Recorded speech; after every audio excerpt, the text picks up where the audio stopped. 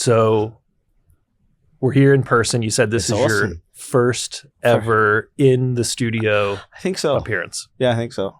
Okay. And it's my first time to New York, and I'm here, and I made it. Thank you, sir. Tell us about New York. It's awesome.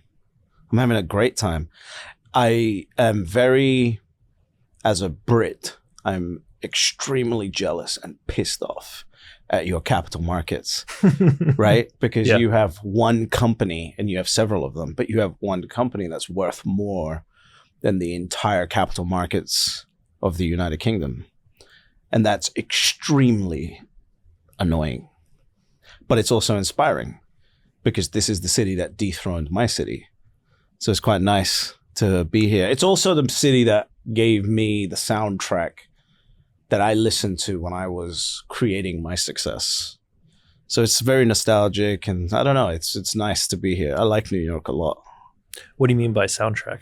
Music. Like it was all East Coast rap. Oh, okay. That I was listening to. I don't know if we were talking Sinatra, if we were talking Sinatra too. 50, right? you know. Yeah, all of it, but mainly like when I was listening to Jay-Z and Empire State of Mind. Before that, like Reasonable Doubt, Yeah. That's what I was listening to. That's what allowed me to create success. And it's this energy. It's New York energy. Yeah. So I love New York. It's amazing. It's great being here. And it's definitely not what people gave me all these weird perspectives on what I should expect in New York. Negative or? Negative, yeah. Okay. And you have not experienced that? No. Safer than London. Okay. I think the people are great. People say New York people are assholes. I'm like, you should come to London. You know, we just do asshole in a slightly more suave way. Okay, got it. And it's great. I love the energy here. Yeah, it's awesome. What areas have you kind of been walking around the most? Like Financial District, Midtown, somewhere else? Yeah, Midtown, Financial District, Upper East Side. Little bit of Brooklyn. Okay. Just came from Long Island City lunch with a friend. Nice. So yeah, and in the next few days, now that work is done, I've got friends flying in, and we're gonna explore a little bit of the boroughs and whatever else. Nice. Yeah. Nice. Anything surprise you as far as not necessarily the negative versus the negative sentiment of some naysayers, but like just the skyline, the park? I saw you, posting some stuff about being up in the park. I mean, yeah. Any commentary there? A lot of rats. Yeah, but only in the park though. I had friends telling me you're going to see rats everywhere. Like, no, not at all. Yeah, it's only in the park. But again, I'll say it again. The thing I love about New York the most, above anything, is get the fuck out of my way energy. That we need that back in London. Yeah. London has turned into an old age, wealthy retiree village. Okay. But this is what it was like when I was growing up. And we need that back. It was like hustle. Let's go. Absolutely. Yeah. Yeah. I'm walking here. I don't do the New York accent very well. I'm from Pennsylvania. So, that's not great. But yeah. I love it, man. I love it. I love the style here. I think I enjoy this city more than Miami. Really? I like Miami. Yeah. I think I enjoy it. But Miami is a vibe. 100%. 100%. Every city's got its own unique thing. Yeah. But compared to what I was told, I really, really am enjoying New York a lot. Awesome. It's been awesome. Tell us about ringing the closing bell. What was that like? Talk about a peak New York experience on your second day. So yeah, it was again evidence. The NASDAQ, such wonderful people, like excellent organization, wonderful people. It's very easy to see why you have the top capital markets in the world. It was awesome. Absolutely awesome. YieldMax did a wonderful job as well. They've done a wonderful job with MSTY and the performance of MSTY, harvesting yield on MSTR. And I was grateful that allowed me to come and represent Bitcoin or be a small part of that for them. Yeah. Awesome. What's your take on all these dozens, totaling hundreds The of flood? Bitcoin treasury companies. The great flood of 2025, not just of rain not having anywhere to go when it rains in New York and everything's flooded, but Yeah. like the flood of Bitcoin treasury companies on the internet. So my hurdle rate is Bitcoin. Mm-hmm. My zero is Bitcoin. So if I'm investing money in anything else, it has to generate me a higher return than Bitcoin. That's the way I look at it. So when I look at it from that perspective, I obviously, was into strategy very early on. I don't even include strategy when I'm talking about Bitcoin treasury companies. I think it's gone. I think strategy is just out of here. I look at Bitcoin, I look at strategy, and then I look at the bucket of treasury companies. As an investor, and I'm not working with any of them, so I'm talking purely as an investor looking at my own capital. Unless I had a strategic advantage, I'm not trying to exchange my Bitcoin for a 7x MNAV. I think that's ridiculous. That is exchanging one Bitcoin for 0.14 Bitcoin, which means that the company has to accumulate 7 times the Bitcoin that I've just exchanged it for, and the dollar price has to go up.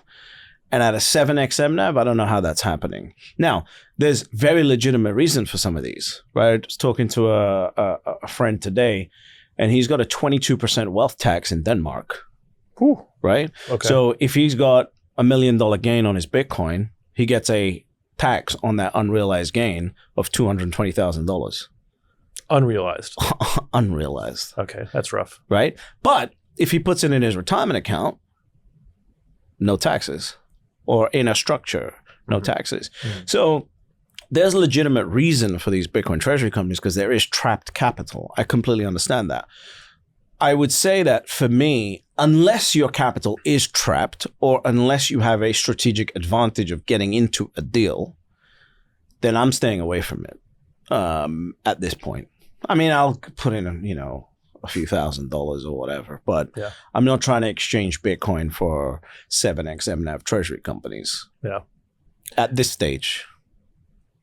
With all the announcements coming out, and literally right before we started recording, there was an announcement through the Bitcoin for Corporations handle that Cantor and Blockstream are doing some sort of $4 billion SPAC with another Oh, really? Okay. 700 or 800 million of something.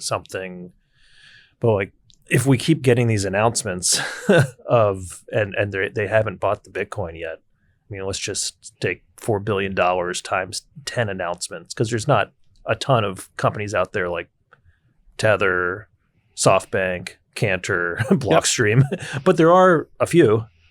I mean, what does that say for, like, is this kind of like just grinding higher over the next year or two? Yeah.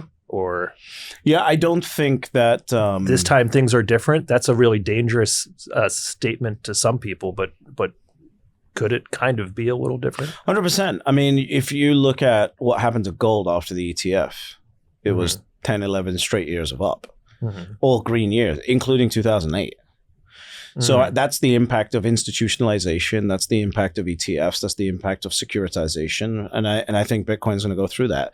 Bitcoin won't have the cap that gold had, because with gold, it takes about 10 years to, rev up your engines to refine the amount of gold. And that's exactly it's like 8 to 10 years. That's exactly what happened. So the supply, started flooding the market after 10, 11 years, and then the price sort of stabilized. That won't happen with Bitcoin. So yeah, I think we're looking at more stable markets. I've been saying this for months. I do not think that you're going to see the massive 300-400% rises and then massive 80-90% dips. There is no one in the institutional world that is incentivized to do that, because these guys, ETFs, for example, make their money on fees on AUM. Why would they want to see their AUM shrink by 80%? Right. Doesn't make sense. And you've got tools in the market now to hedge all of that. Because if the price is going down, I call my bond desk up and I say, give, $5 billion to Microstrategy, or Strategy rather. And now they have $5 billion to seep into the market. That's your bear market finished. Yeah. It's that easy. So, people always, but the risk really, in my opinion, is the upside. So I think that you have a grinding to the upside. Mm-hmm. However, the risk is you could hit an S-curve moment.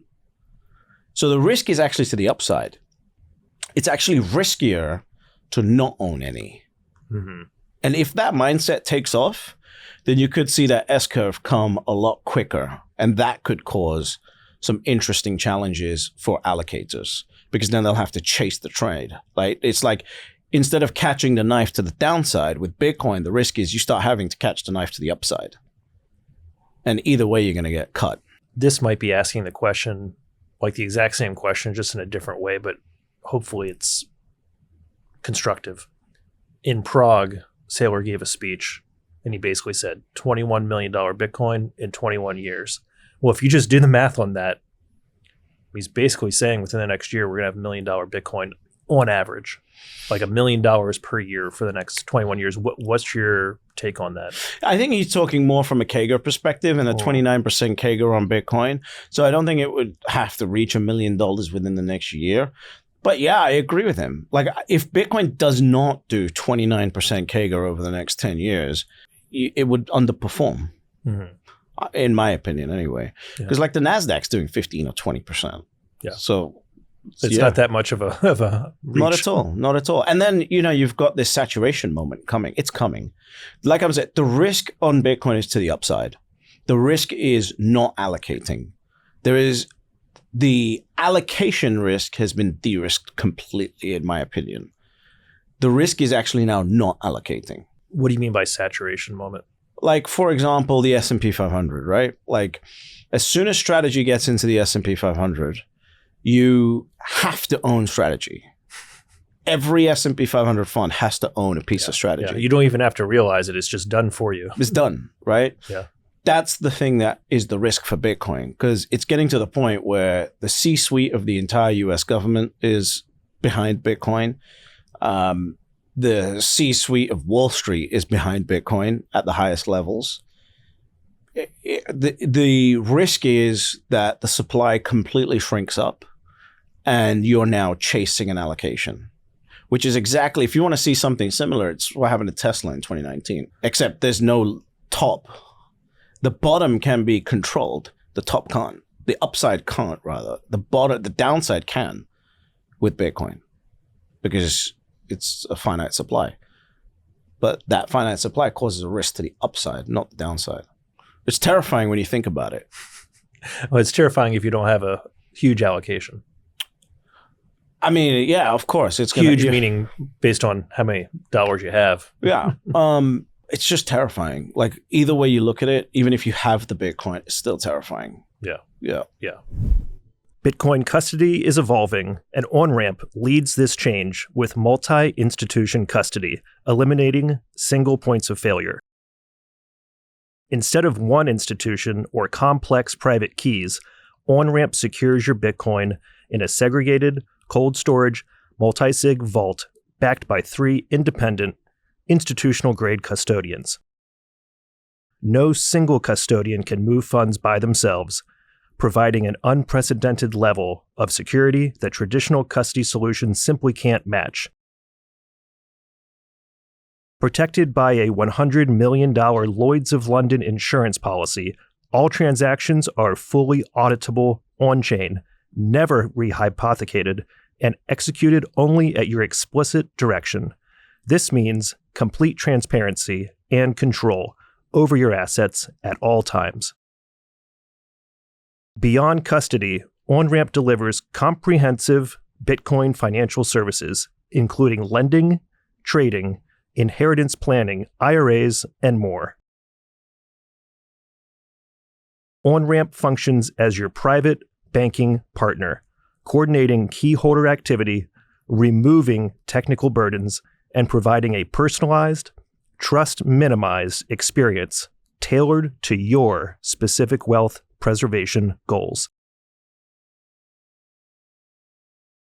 Whether you're new to Bitcoin or an experienced holder, OnRamp's approach helps secure generational wealth with unmatched security and peace of mind.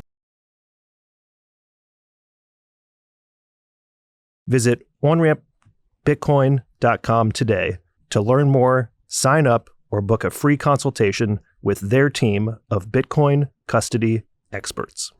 Hey guys, today's episode is brought to you by Stampseed. If you're in cold storage, you know how important it is to protect your seed phrase. That's why I recommend you head over to stampseed.com and check it out for yourself. This seed phrase storage device is one solid piece of titanium. There are no loose pieces, and you can hammer your seed phrase in letter by letter. When you go to stampseed.com, use promo code TIM15 for a 15% discount across the website. That's TIM15.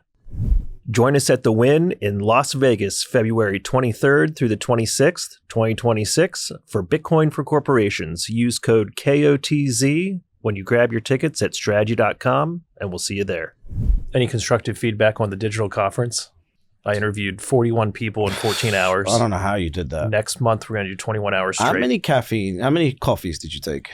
Or was it Diet Cokes? It was kind of like orange soda, Diet Coke, coffee, lots of water, right? Lots of going to the restroom because you just want to keep liquids going and obviously eating too, right? I mean, there's 6-9 minute breaks where you can do a lot in 6 or 9 minutes if you need to. That's insane. I think you did a wonderful job. I think you did a great job.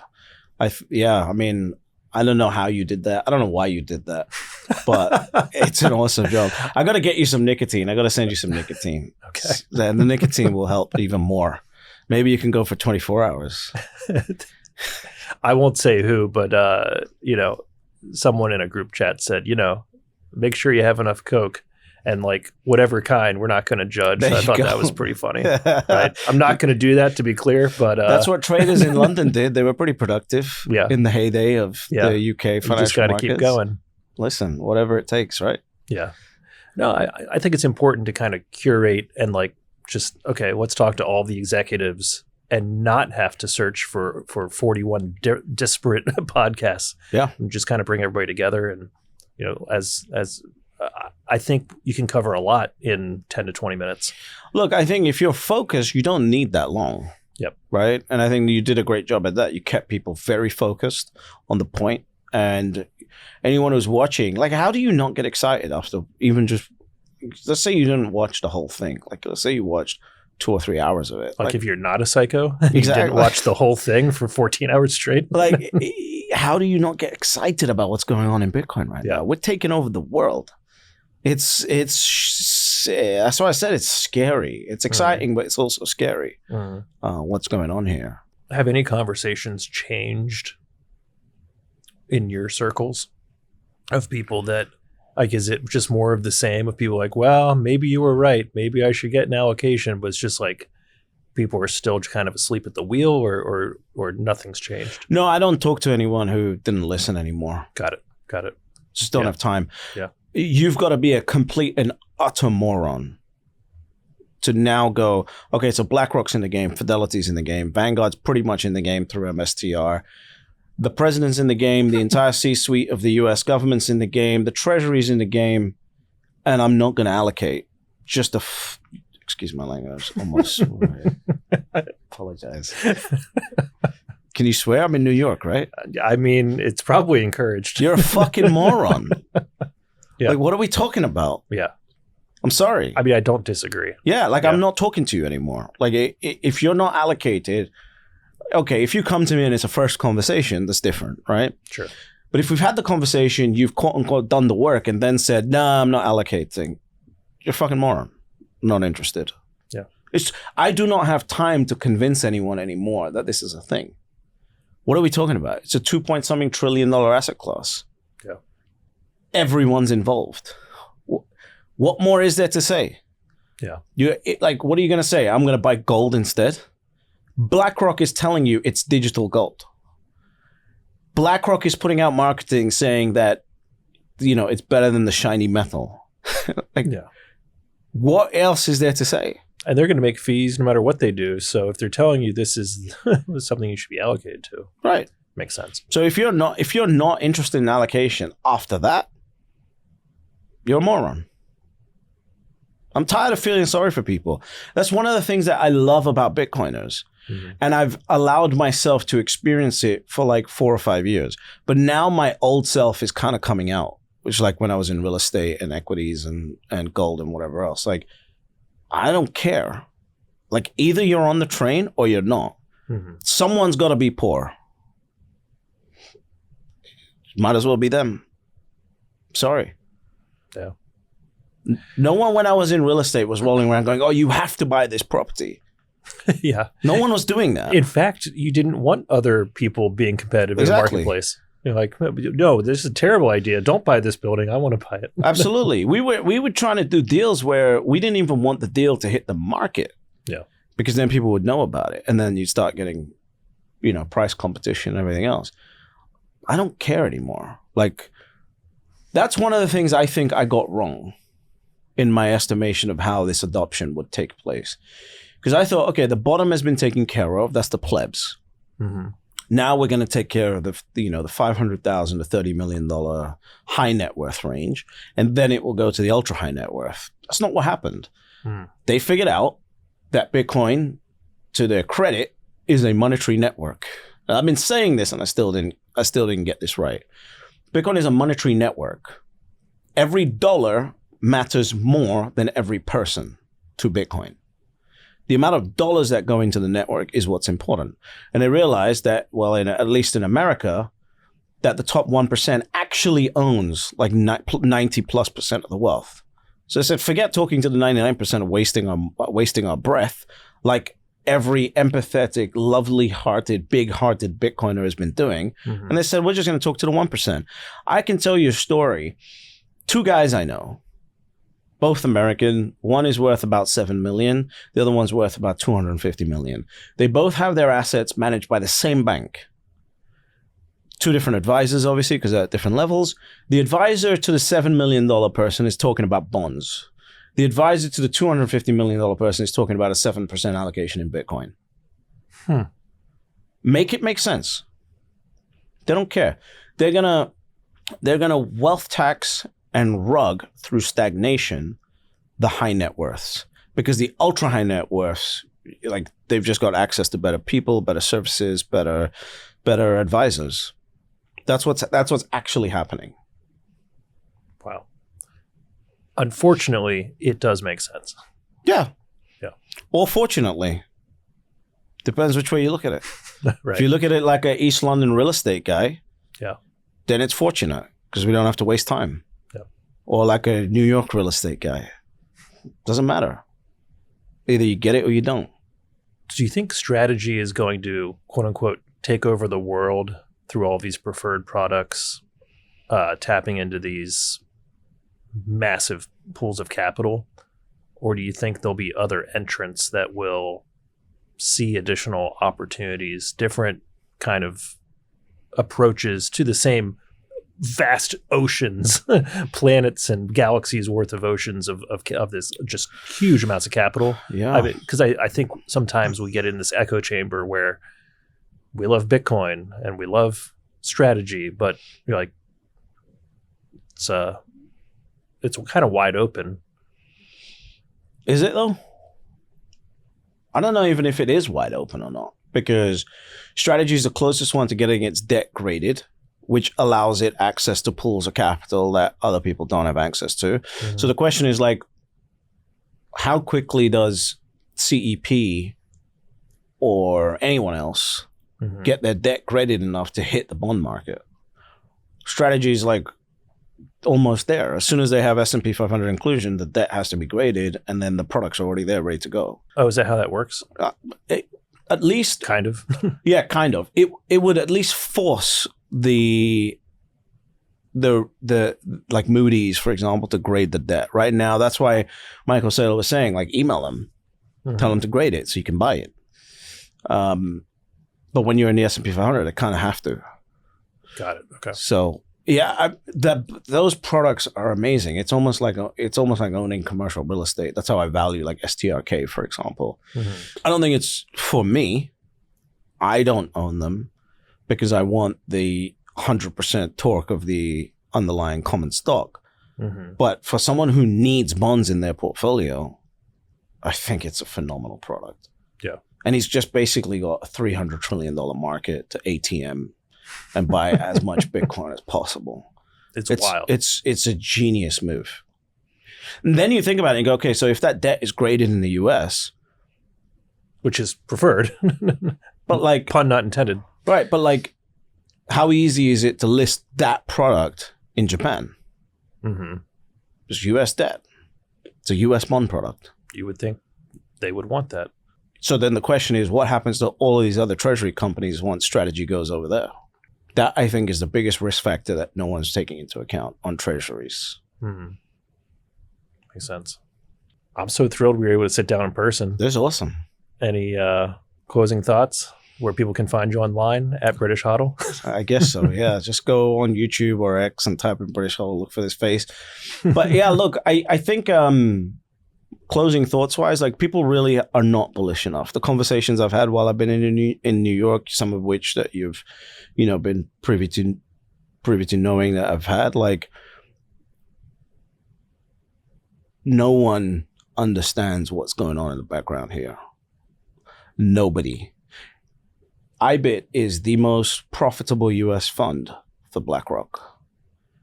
And in about $18 billion, I think it is, something like that, it'll be the most profitable fund worldwide for BlackRock.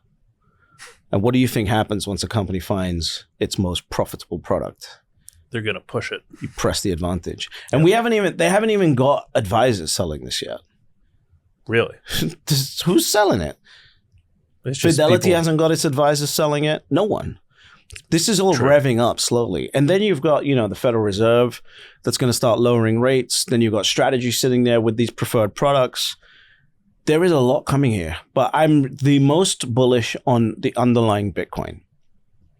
I think we're going to be looking at a different universe in a year. I'm excited. Me too. I think it's safe to say I'm bullish. Bullish as fuck. Bullish as fuck. British.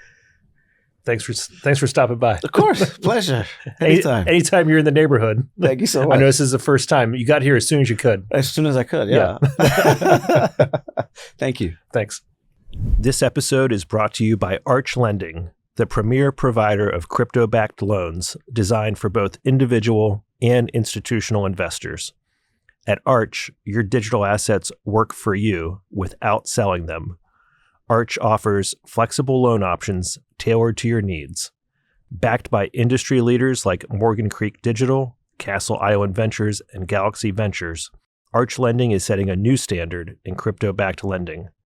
Are you ready to unlock the potential of your crypto assets? Visit archlending.com to learn more and configure your loan today. Are you looking for comprehensive analytics on corporate Bitcoin adoption? Strategy Tracker delivers real-time insights into how companies are executing their Bitcoin strategies completely free. Monitor NAV premiums, cost basis performance, and track how corporate Bitcoin Treasuries perform against the market. Upgrade to Premium for just $3.99 a month and unlock exclusive benefits like detailed market rankings, real-time trading volume analysis, and advanced performance metrics for corporations embracing Bitcoin. Apply code KOTZ at checkout for 100% off your first month of Premium. Strategy Tracker is your essential tool for measuring the effectiveness of corporate Bitcoin strategies. Visit strategytracker.com and gain the analytical edge in understanding the Bitcoin Treasury phenomenon.